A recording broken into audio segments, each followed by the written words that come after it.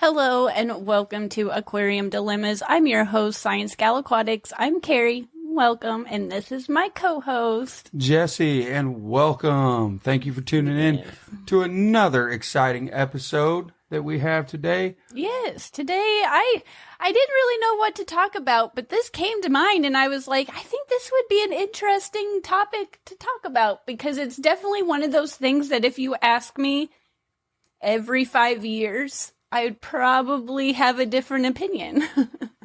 Yeah. What is a dirty tank? Yes, we're going to talk about, well, what is a dirty tank, and is it necessarily a bad thing to have a dirty fish tank? And it's definitely, like I said, one of those things that my opinion of just the definition of a dirty fish tank or a dirty aquarium has changed through the years. I have a different outlook on what makes a tank dirty.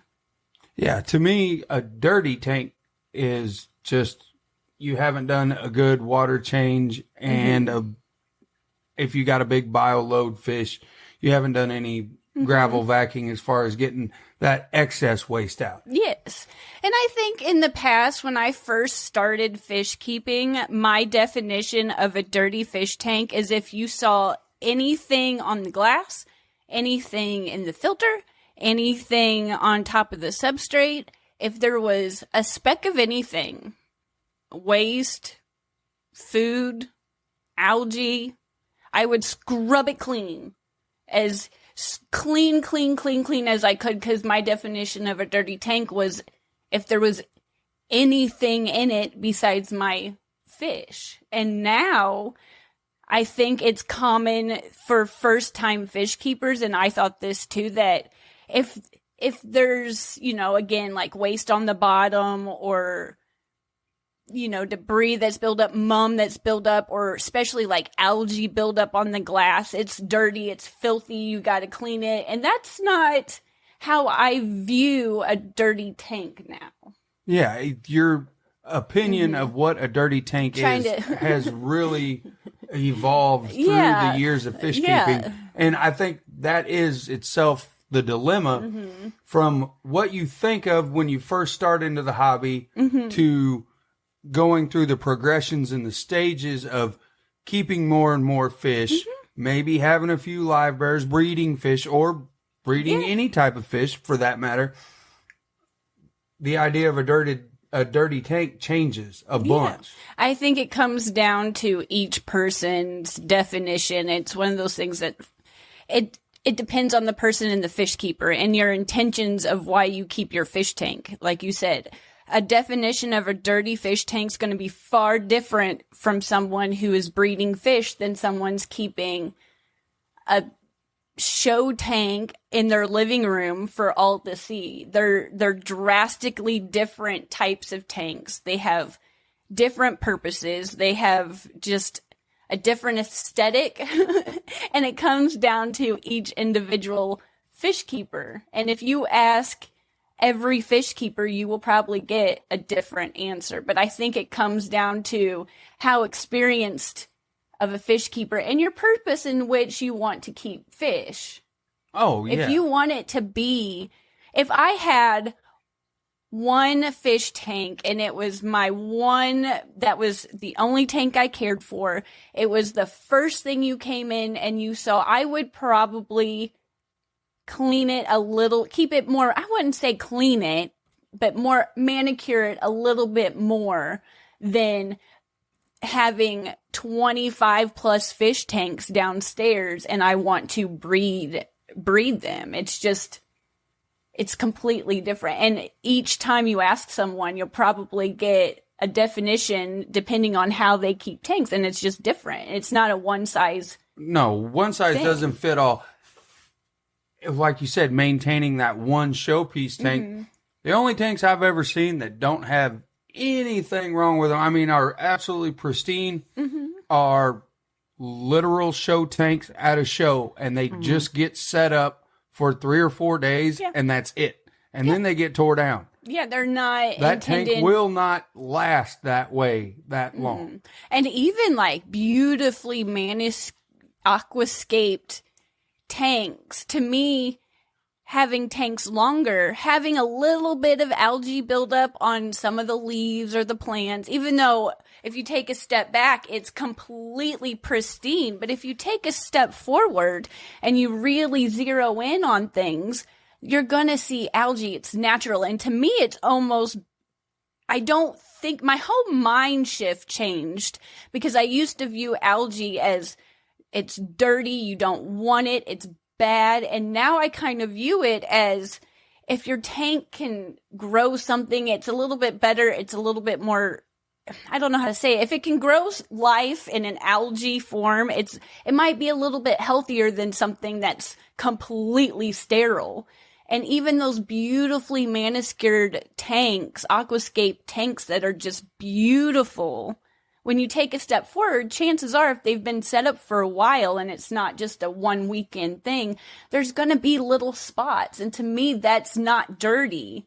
That's showing signs of life. And there's so much benefits to having algae. Now, you shouldn't never clean your tank. Even in the last episode, we talked about doing less water changes, but doing absolutely nothing, that's different. This is just having some algae build up or some mum at the bottom. You still want to take care. You don't want to have, water that's stagnant and you're moving into something that's different. But this is just, it's not necessarily dirty if you see some algae build up or some leaf litter at the bottom or a little bit of waste at the bottom. It's not beautifully vacuumed aquarium sand constantly. Well, because we have live plants and some tanks are dirted and some of them are just leveled with different substrates.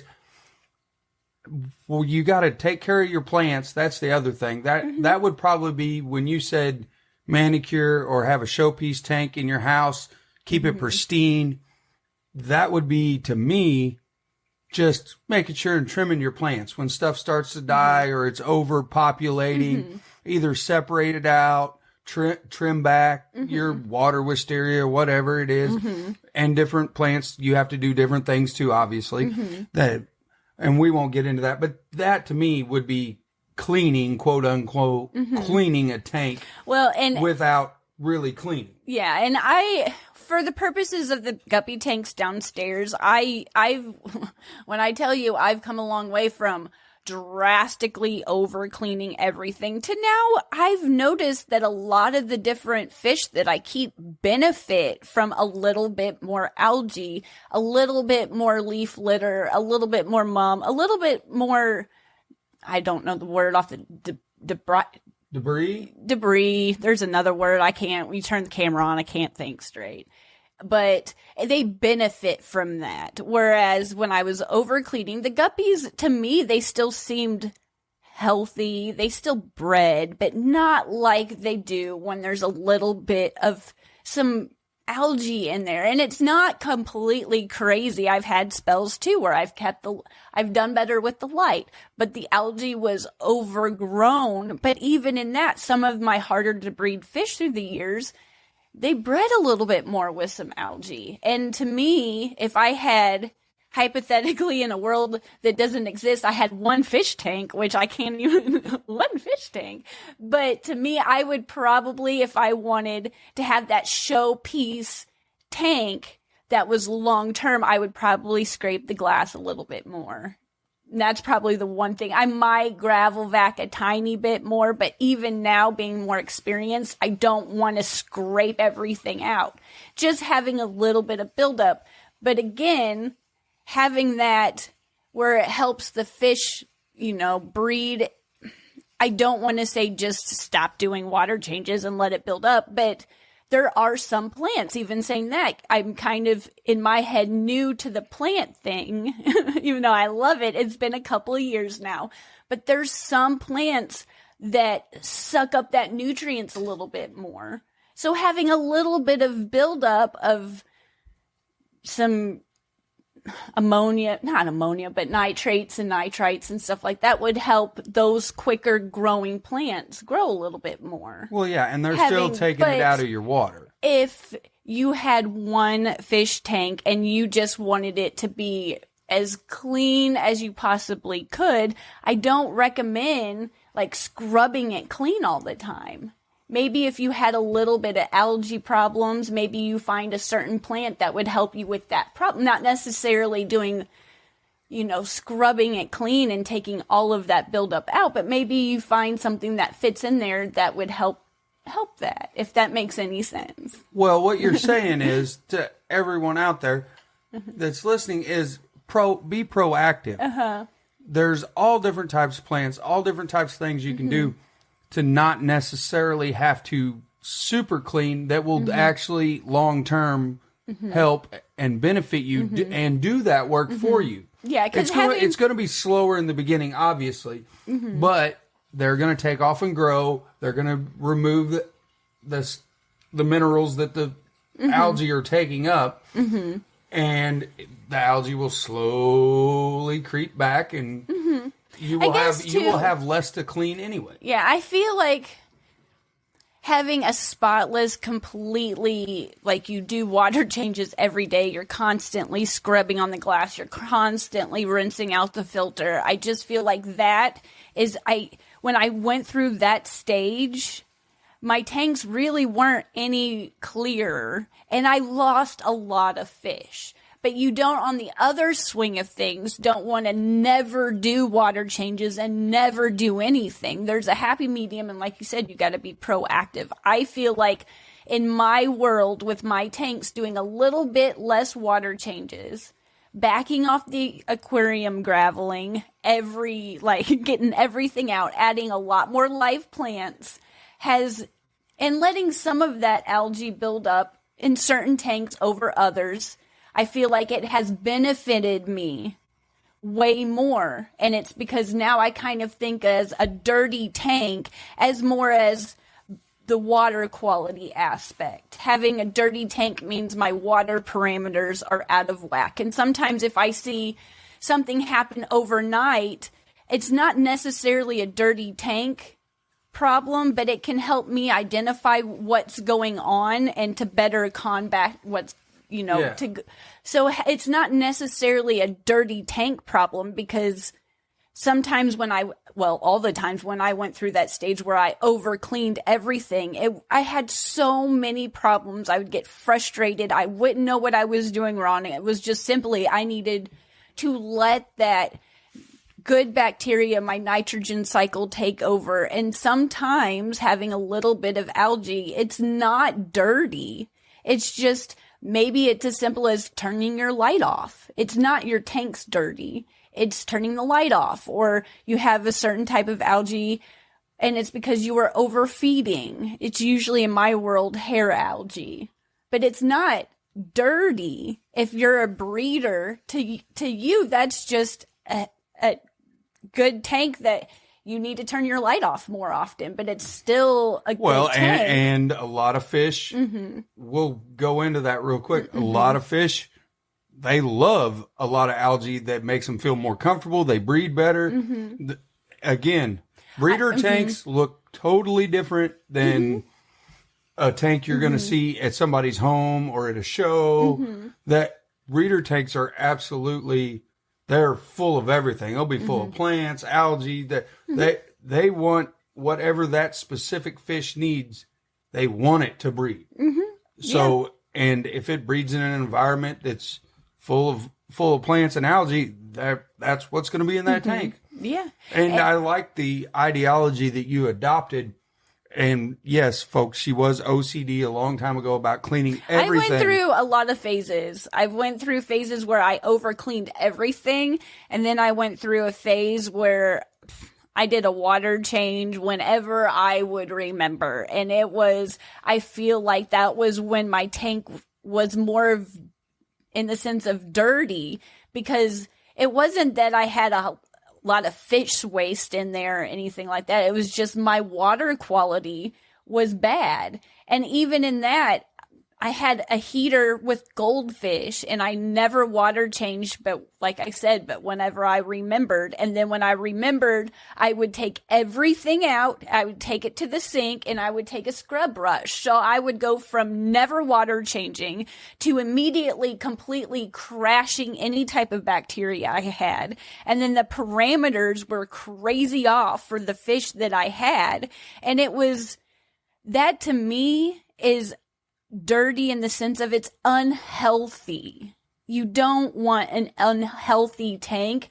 And sometimes a dirty tank, in the sense of what people think is dirty, might be the healthiest tank in the room. Well, yeah, you could use a test strip on it and test it. You might have a bunch of algae in there, like we do in some of these tanks, and it's going to test perfect. It's going to test on the money. So is that a dirty tank? No, I don't believe so.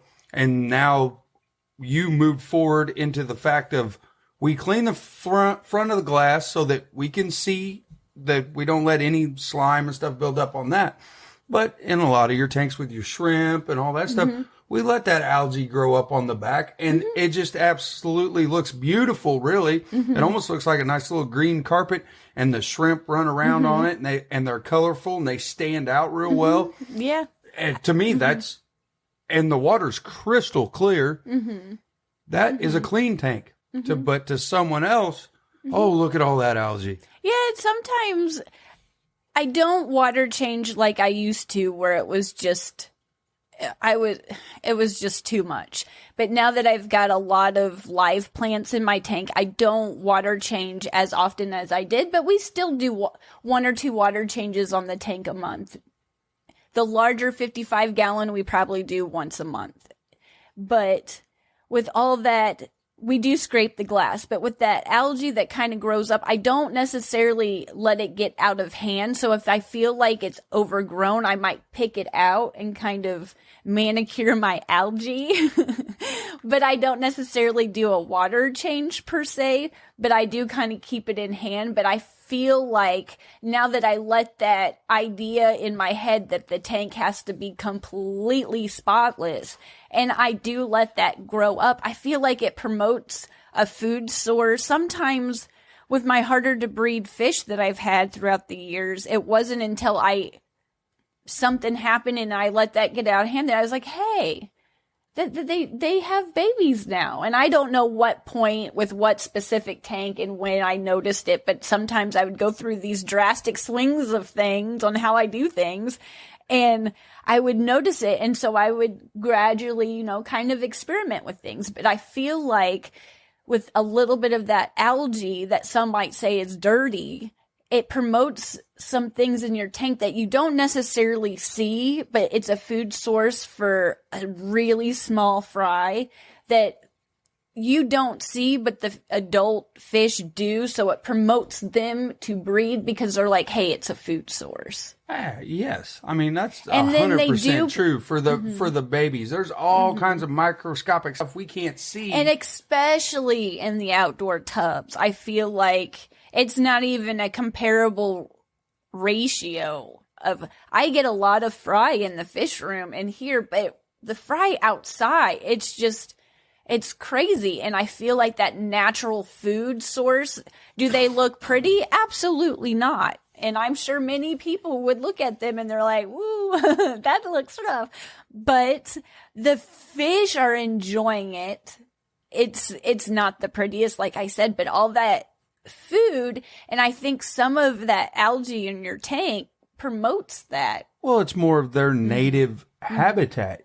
You're trying to recreate Mother Nature here. Yeah. And and Mother Nature is not perfectly spotless. Yeah. You're just trying to want to look in a box and see everything. The fish do not care if you see them. They care about that water quality and if they are not stressed out. Yeah, I can tell you around these parts where we live, our water quality in our lakes, rivers, and streams are not the best.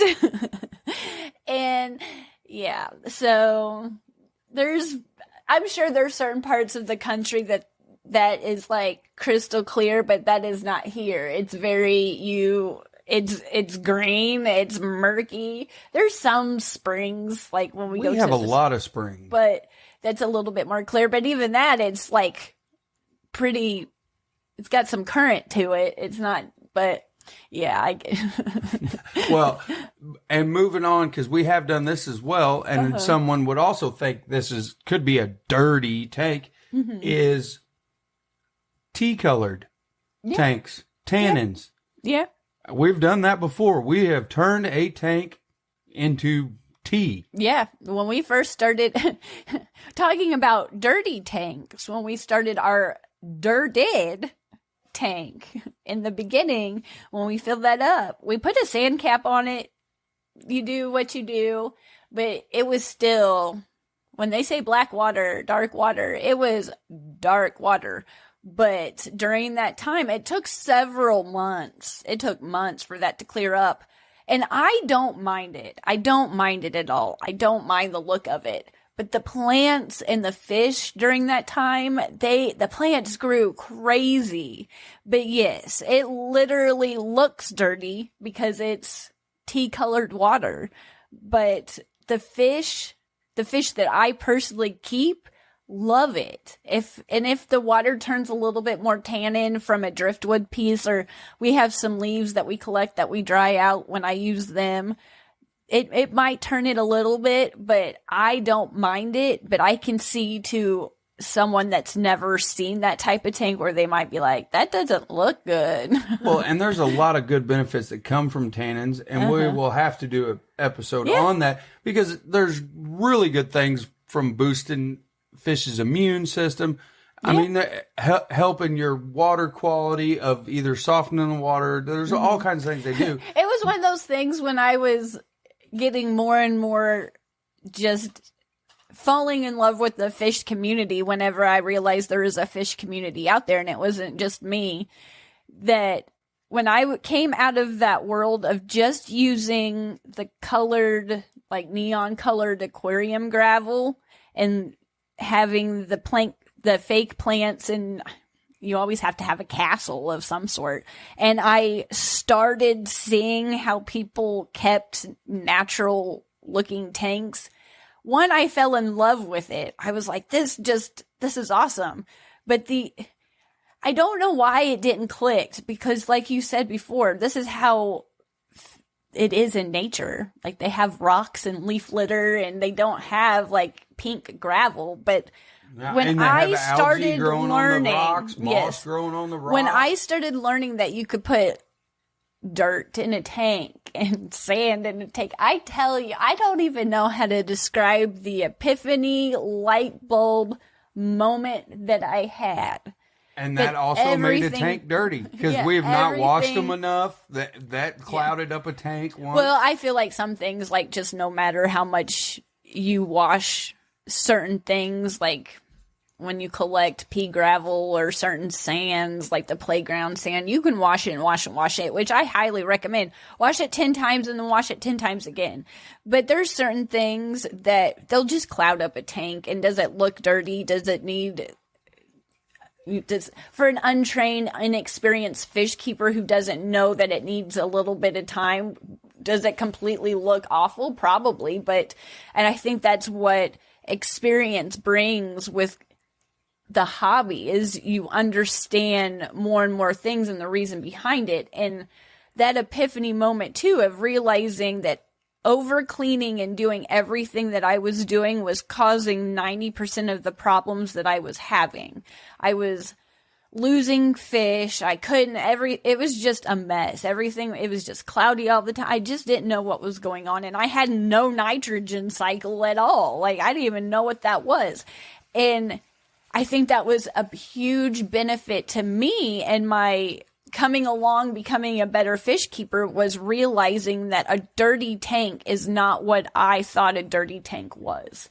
A dirty tank isn't something, it has to do with more of your water quality than you don't want, like I said, you don't want to have a lot of fish. You never want to not do maintenance, but sometimes you don't have to do, well, all the time, you don't have to do the overkill like I was doing with maintenance. Yeah, you don't have to over-maintenance your tank. If you have some algae on the back glass and sides, it's beneficial to having shrimp and some of the live bear, all the live bears, that they use it as a food source. They're constantly grazing on it. I just can't tell you how much that was beneficial in my life to realize, to have that shift in what I thought a dirty tank was. A dirty tank isn't, like I said, algae on the glass, having a little bit of leaf litter on the bottom, having some tannins in the water. To me now, it's more of you're having high ammonia or never doing any maintenance and your water's foul, or your tank parameters are completely you haven't checked them in like 5 years and you have no idea what anything is. And to me, that's more of the definition of a dirty tank, even though that probably didn't make a whole lot of sense, than, like I said, having some detritus.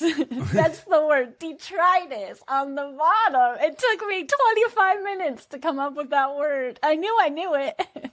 Well, yeah. What you're trying to say is you're still going to do your water changes. Yes. You're still going to pull out a little bit of the algae. You're still going to you're going to clean up the over excess of waste. Mm-hmm.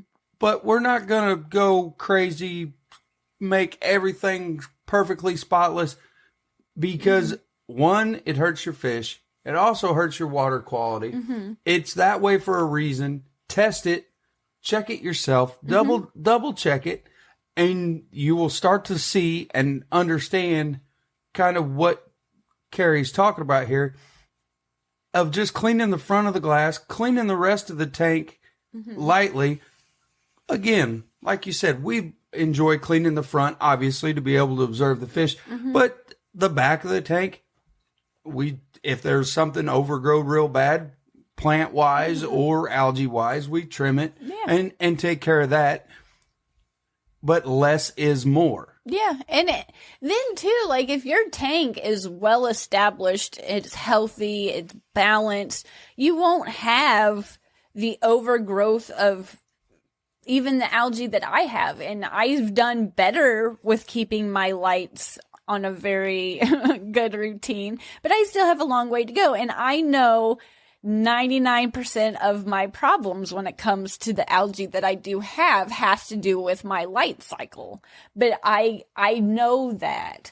But even saying that, if I had, like, how can I say this where it's a little bit more eloquent? The fish that I had when I was over cleaning and causing all that, I was just over messing with everything. I felt like they were still swimming, they were breeding, they were still going around the tank, but they just weren't as active. I didn't have as many fry as I do now. And I feel like learning to back off and having that little bit of algae buildup, it's visually, I can just see that the fish they're prettier, they're active, there's more fry than what I had before. The tank parameters are more in their ideal than what I had before, because they were cold water guppies. They were cold water guppies. But I just feel like that comes with experience. You learn different things, and I feel like the trade-off is just, I don't know how to explain it. The trade-off is great because the fish are happier. Mm-hmm. You're doing less work. You're still doing the water changes, all that, but you're doing way less time-wise, and everything's still better. Mm-hmm. So the product, by adding it all up, your water quality's still much better. Mm-hmm. The fish are a lot happier, and you're happier because you're not using as much time over cleaning, and you're still getting to enjoy your fish tank. And that, to me, in my mind, is the way to go. Yeah. And you're right. That sounded good. That sounded way better. That is the ultimate goal of these episodes and this podcast, is to explain those little things and the journey that we have had of your fish keeping and you introducing me to all of this. and to watch how you've changed doing things and the introduction of the live plants and all the substrate and making the mistakes of over tanning the water. Mm-hmm. It does eventually settle down. And when it did, like you said it, the plants grew like crazy. Mm-hmm. We couldn't tell because we couldn't see them. Yeah. They went nuts. When the water started to settle, the fish, there was fry everywhere. Mm-hmm. So there's a lot of benefits. Would someone consider that dirty? Yes. Do we consider it dirty? No. Yeah. Yeah, I wish I had better skills when it came to aquascaping. I feel like if I somehow could aquascape my tanks a little bit better, they might look visually better.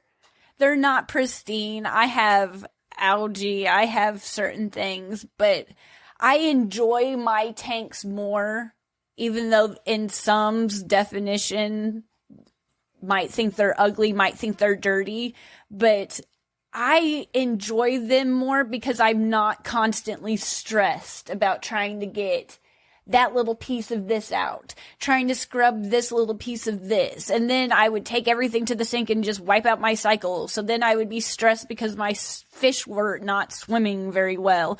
And now, even though, like I said, to me, I really like the look of my aquariums, but in many people's definition, they're dirty, but I'm less stressed. The fish are more happy. There's more of a food source in there. They're having way more fry. I feel like less stressed. I'm enjoying the hobby more. And are they dirty to me? Absolutely not. The water quality is great. But you have to test your water to know if your tank is dirty, because you can't see certain things going on. You can't see the pH swings. You can't see what the temperature is. Oh, and you can't see the nitrate spike. You can't see that nitrate or that nitrite spike. You can see how your fish are acting to see if something's going a little bit off. But I feel like me having a little bit more of that stuff, algae and certain things built up, the debris, the stuff at the bottom, it's not hurting anything. It's not on the side of things where it's on the bad, it's not, I do my maintenance. I don't recommend going like a year without a water change. I want to remineralize my water. That's to me what I'm doing. Like, I don't have really high ammonia levels when I'm doing a water change, even when I'm doing a water change. But now I look at it as I'm remineralizing my water for my plants and things like that in my tank.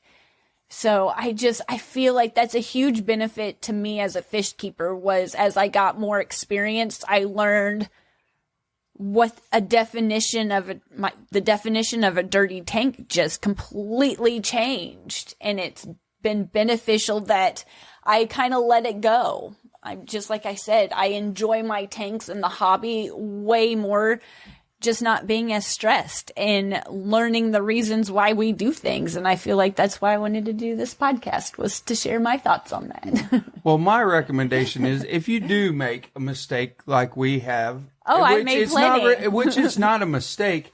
It's part of being in the hobby and growing and learning and understanding, is patience. When you do over tan in a tank, or you put some substrate in and you didn't rinse it as good as you thought you did, where that's happened to us. It's happened to every fish keeper that keeps multiple tanks. Yeah. It will settle. It will sometimes it'll take a week. Sometimes it'll take 2 weeks. Sometimes with tannins, it'll take even longer. Yeah. But when it settles, what you get to see is very special and unique. And if you even want it to settle, like, yes, it will settle, but I could tell you, if you really enjoy the look of a tannin tank, it's not hurting anybody and you like it, keep that tank a dark water tank. Oh yeah. It's really, I guess it just completely comes down to what you like and your definition is of what you want the purpose of that aquarium to be. Yes. And there's a lot of fish out there that absolutely love tannin tanks and dark water. Yeah. And that is when they will breed, and some of the only time they will breed. Yeah. And just know that sometimes when you go, like I would get discouraged sometimes when I was getting introduced to the world of aquascaping, and I would walk in and I would see these, I mean, they're just absolutely gorgeous, beautiful aquariums. But my joy in life, granted, I haven't kept a high tech type tank in my life, but the type of tanks that I keep, I love them. This is what I like. And to me, that's how I don't get discouraged on myself. If I come home with a bunch of new plants and I put them in the tank and they don't look like an award-winning aquariumscape, like I don't. They're not a George Farmer's aquascape. And when it comes to, you're right, learning patience and taking a step back has been greatly beneficial to my fish keeping. There's a lot of different things, but I can also say sometimes when I made an like some of them were bad, like when I didn't think through the tank mate situation, but there's been others where I was like, I didn't really mean to do that, but that oddly works. And I really like that, you know? So sometimes that looked way better than I anticipated. Yeah, I'm proud of myself. And I totally planned that out, you know? But sometimes in the mistakes you learn and grow, and often many different circumstances of life, and fish keeping's no different. And patience and taking a step back and just, you know, enjoy the hobby. Don't get stressed out, because usually things work out, not always, but usually. And when it comes to, if someone comes over, or you're on YouTube too, and someone makes a comment, or someone, you know, comes over and they're like, your tank's really dirty, but you know that the fish are happy, they're breeding, it's what you like, and they don't know like you do, and maybe just be like, actually, they're, you know, this is what they prefer because of this, this, and this, and maybe, you know, this is their natural environment. They require dark water to don't beat yourself up. If you like your tank and things are working, then go for it. It's not, there's so many different opinions out there on what classifies as a dirty tank, and just, in my opinion, as I've learned and grew, it's more of, like I said before, it has to do with the water quality, and you have to test for that. And do I need to test more? Yes, I do. But I kind of know where my tanks are at, but I always recommend people test more, including myself. But the only way that you can truly know if your tank is dirty is to test the water quality. Yes. And that is the ultimate point of this. A dirty tank, in our opinion, is a poor water quality tank, not necessarily what the inside of your tank looks like. It's the things in the tank that you can't see. That beneficial bacteria, that your nitrite levels, your nitrate levels. Hopefully you have zero ammonia, because you should. You should have maybe a little nitrite and nitrate, but hopefully just nitrate. Yeah, it depends. Some of that stuff, it benefits your life plants. And that was something that I chased numbers for a while. That was another period when I first started getting into like the numbers, and I would test my water, but I didn't know what any of that meant. Like, I would be like, yeah, that says this, but I didn't know. And once I started going down and learning what each step kind of meant, and I got into the live plants, I didn't chase numbers. I didn't use all that stuff. And to me, my tanks have gotten better. But sometimes you might need a little bit of something in there for a really fast growing plant if you have something going on that can help. But it just, for the sake of this episode, I just wanted to share thoughts, because I've heard this conversation here and there through the years, and I feel like every few years you could probably ask me and my definition would change, and then again every person you ask might give you a slightly different definition. So it's just an interesting topic to talk about, because I know through my fish keeping experience I have gone through some crazy phases, and like I said before, I would over clean constantly, and then I went through phases where I would only water change like whenever I remembered, and then I would go and clean everything again. And then I went through cycles where I would just not do anything, and my fish weren't benefiting either. So I just feel like this is an interesting conversation to share our perspective on, and how drastically different I think of things. And now if you came over and you saw my aquariums, or if you watched this podcast through the ScienceGal Aquatics channel on YouTube under memberships, you can see a lot of our tanks in the background. And on camera, like, they still look beautiful, but if you got real close up, you can definitely see some algae and stuff. But there's all kinds of fry and little baby shrimplets and stuff in all the tanks too. So it's just interesting how far my perspective on that topic has come. That to me is part of the ultimate dilemma there. So hopefully you got this far.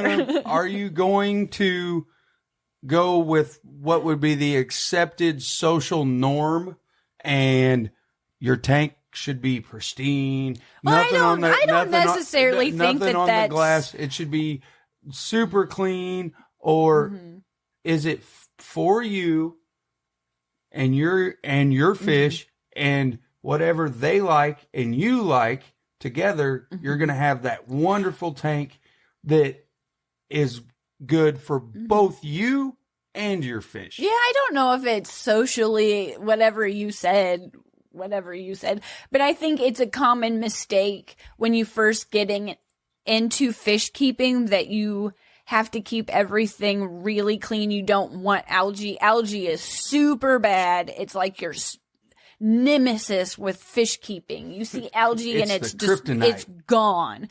And you have a tendency, I feel like, in the beginning, because I'm guilty of it. So again, I'm just assuming that most fish keepers that are new and inexperienced go through this, that you think anything on the substrate means it's dirty. Anything that's growing on any of your decor or the glass or the filter is bad. It's not good. I just feel like that's a common misconception. Yeah, of beginner fish keepers, and then they over clean so much, and then their fish pass away, and then they get stressed and they don't know what's going on, because that's what happened to me.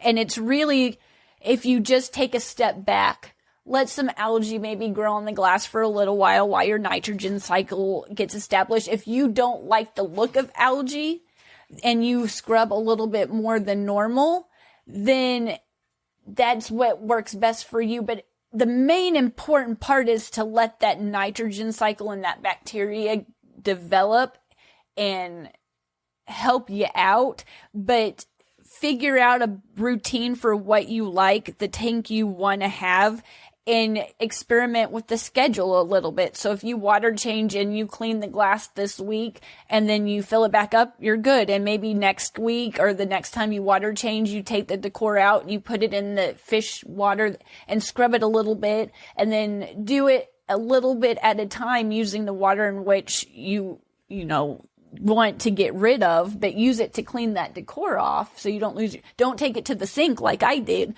And you can learn to have that balance where if you don't necessarily like a little algae, but also play with, I know again with me, it's the light, and I would overfeed. So it's not necessarily, there's some things that you have to still figure out to know what's going on.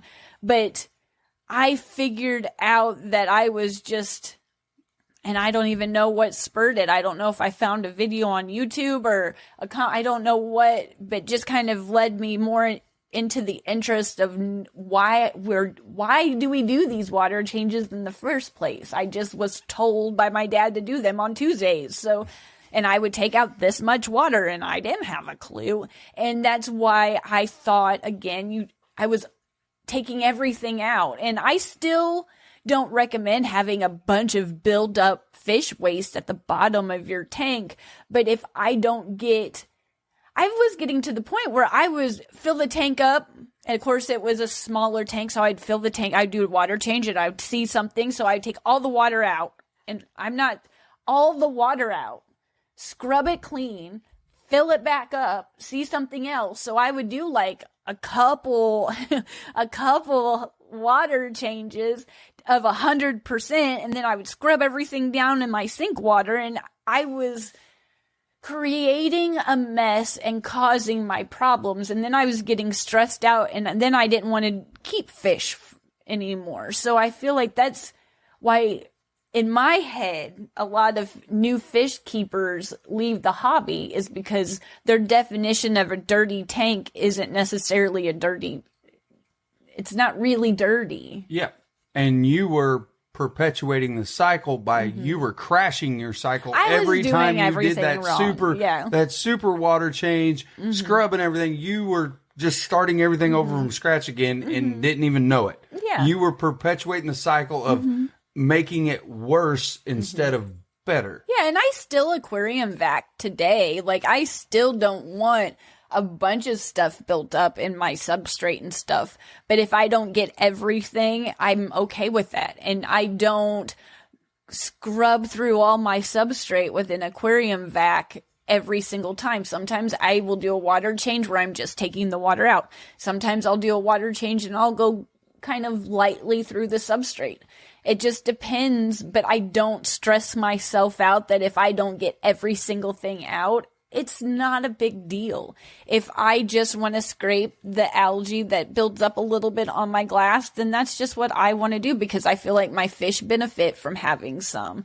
Because in my head, it is beneficial because of it's a food source. They can, feel safe. It's just, and again, it's not to the point where they can't swim. It's just a little bit. But I know that the shrimp, the Neocaridina shrimp, really love grazing on it. And I kind of like the look of it kind of growing up a little bit on the back of the glass. So, I don't know. I feel like is there anything else you feel like we've talked it out? I think we've hit all the points of what really is a dirty tank. Yeah. I feel like a lot of new fish keepers kind of fall in that trap like I did, that a dirty tank means that that's, it's what you can see. Yeah. When in reality, in my mind now, a dirty tank is mostly what you can't see. Don't get me wrong. I'll agree with you on that. Don't have any excess waste and all of that, a bunch of it in the bottom. You're going to have to gravel vac that out. If you got like a lot moldy of food, take that out. Or you have a lot of bio load from a fish, a big pleco or something like that. However, the rest of it, dirty is your water quality. In my mind. If someone would have shared that with me sooner in my fish keeping career, maybe. I'm pretty stubborn. I don't know if it would have helped, but I feel like maybe right now, I feel like it would have helped me. No matter if I'm stubborn or not. I like to say maybe that probably would. I know that I am the type of person that learns from their mistakes. Sometimes I have to do something to learn. But if you take this advice or share this advice with someone that maybe has a little bit of problem with their fish dying, maybe ask them how much are you over cleaning? Maybe ask them what their definition of a dirty tank is, so maybe you can help them with their maintenance. Yep. Change their idea, their ideology a little bit, and it might go a long way to keep them in the hobby. But hopefully this helped. But until next time, thank you so much for listening and being here with us for this podcast. It's been really fun, and I'm looking forward to the next topic, whatever it may be. Yes, thank you very much for tuning in, and hopefully we might have opened your eyes a little bit about what you think a dirty tank is. Yeah, and again, if you are curious about what our tanks look like, or if you want to tune into this podcast, you're always welcome to join the community, our membership on YouTube over at ScienceGal Aquatics. So thank you so much. And until next time. Until next episode. Bye. Bye.